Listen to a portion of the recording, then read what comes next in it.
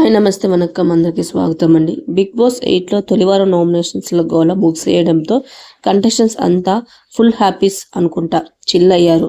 అయితే నిన్నంతా ఆడియన్స్ను శోకసంద్రంలో చేశారు కదా నాగమణికంట.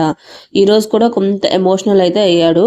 ఇంకా బిగ్ బాస్ కంటెస్టెంట్లు 3 టీములుగా విడగొట్టాడు అనమాట. బిగ్ బాస్ 8 తెలుగులో నిన్న ఇచ్చిన ఎమోషనల్ స్ట్రోక్ కి ఆడియన్స్ బుర్ర పాడైపోయింది. నామినేషనల్ హీట్ చూద్దాం అనుకుంటే మణికంఠ దెబ్బకి అందరికి నీరసాలు వచ్చేసాయి. ఇక ఆ ఎపిసోడ్ నుంచి తేరుకొని కంటెస్టెంట్లతో పాటు ఆడియన్స్ కూడా ఈరోజు ఎపిసోడ్లో ఏం జరగబోతుంది అనేది చాలా ఇంట్రెస్టింగ్గా చూశారు. అయితే ఈరోజు ఎపిసోడ్లో పెద్దగా మసాలా ఏం లేదు.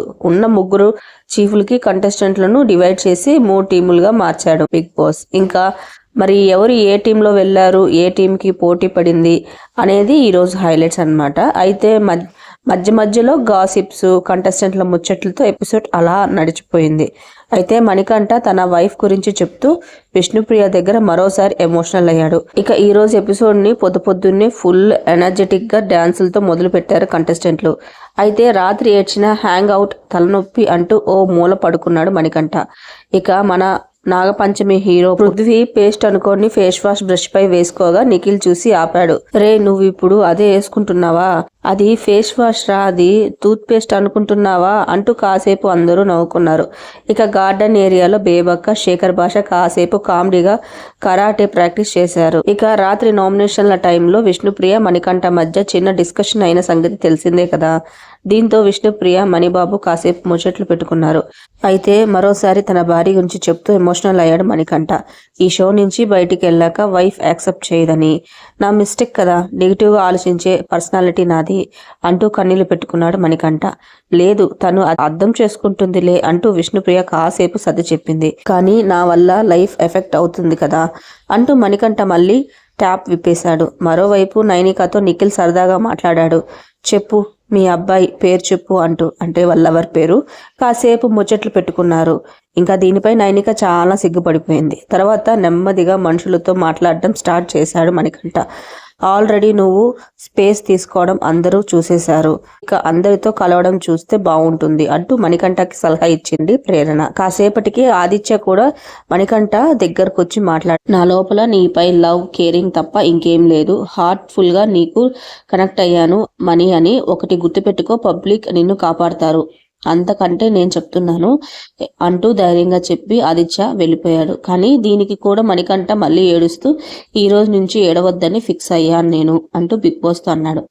ఇక తర్వాత అందరినీ కూర్చోబెట్టి నెక్స్ట్ ఏంటో చెప్పాడు బిగ్ బాస్. 3 చీఫ్లు ఉన్నారు కాబట్టి వీళ్ళకి సైన్యం కూడా ఉండాలి, కనుక వీళ్ళ 3 తమ టీములను రెడీ చేసుకుంటారు అంటూ బిగ్ బాస్ చెప్పాడు. అయితే నబీల్, శేఖర్, బేబక్కకి బిగ్ బాస్ ఓ ఆఫర్ ఇచ్చాడు. ఒక అడుగు దూరంలో చీఫ్లు అవ్వకుండా ఆగిపోయారు కాబట్టి వీళ్ళు వాళ్ళకి నచ్చిన చీఫ్లలో చేరే అవకాశం అయితే ఇచ్చాడు బిగ్ బాస్. దీంతో 3 చాలా హ్యాపీగా ఫీల్ అయ్యారు. ఇక ముందుగా శేఖర్ భాషకి ఏ టీంలో వెళ్ళాలంటూ అవకాశం ఇచ్చాడు బిగ్ బాస్. యష్మి దగ్గర నా చిట్టా మొత్తం ఉంది, నేను ఎప్పుడు తింటా, ఎప్పుడు పడుకుంటా అనేది రాస్తుంది, కనుక నేను తన దగ్గరే ఉంటా, అప్పుడు నాకే మంచిది అంటూ యష్మి గ్రూప్ లో చేరిపోయాడు భాష. ఇంకా ఓ మంచి లీడర్ అంటూ నిఖిల్ టీమ్ కి బేబక్క వెళ్ళిపోయింది. తర్వాత రావడం తోడుగా బడిగా వచ్చా కాబట్టి నైనికతో కంటిన్యూ అయిపోతా అంటూ నబీల్ తన టీంలోకి వెళ్ళిపోయాడు. ఇలా 3 టీముల్లోకి వెళ్లారు. తర్వాత మిగిలిన కంటెస్టెంట్లను కూడా టీముల్లో చేరేలా చీఫ్లు ఇంప్రెస్ చేయండి అంటూ బిగ్ బాస్ చెప్పాడు. ఇంకా అంతా సెట్ అయిన తర్వాత ఒక్కొక్కరిని బిగ్ బాస్ పిలవగా వాళ్ళు తమ టీముల్లోకి కావాలనుకునే చీఫ్ ఎందుకో రీజన్ చెప్పి వారికి ఆహ్వానించాలి.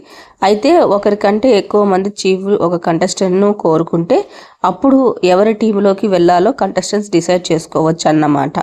ముందుగా ప్రేరణ కోసం నిఖిల్, యష్మి పోటీ పడగా యష్మి టీంకి వెళ్ళింది ప్రేరణ. తర్వాత ఆదిత్య, సీతలను నైనిక తన టీంలోకి తీసుకుంది.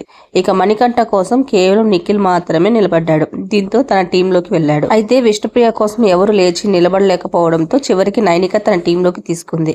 అభయ్ కోసం యష్మి, నిఖిల్ పోటీ పడగా యష్మి టీంలోకి వెళ్ళాడు అభయ్. ఇంకా అభయ్, పృథ్వీల కోసం కూడా నిఖిల్, యష్మి పోటీ పడి యష్మి టీంలోకి వెళ్లేందుకు ఇష్టపడ్డాడు పృథ్వీ. ఇక యష్మి నైనికాల టీంలోకి 4 సభ్యులు రాగా నిఖిల్ టీంలో 2 ఉన్నారు.